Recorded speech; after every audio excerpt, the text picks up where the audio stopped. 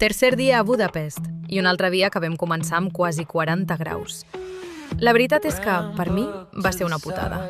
Gairebé no suo i no tinc gaire solucions per combatre la calor, així que em canso molt més ràpid. S'estava molt millor a Viena, però bé, era el que hi havia.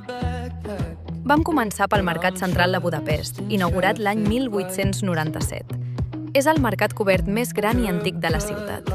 Només entrar, l'edifici ja impressiona. Estructura de ferro, rajoles de colors i molt ambient local. Passejant-hi amb calma, hi vaig trobar fruita i verdura, carn, embotits i formatges, mel, licors i, sobretot, molta pàprika. Impossible d'ignorar. Hi havia ascensor, però la planta baixa era molt més còmoda per anar amb cadira de rodes. Entrada a nivell de carrer, passadissos amples i tot a l'abast. Després ens vam dirigir una altra vegada cap al pont de les Cadenes, perquè el dia anterior jo no estava en prou bones condicions per poder-li fer gaire cas.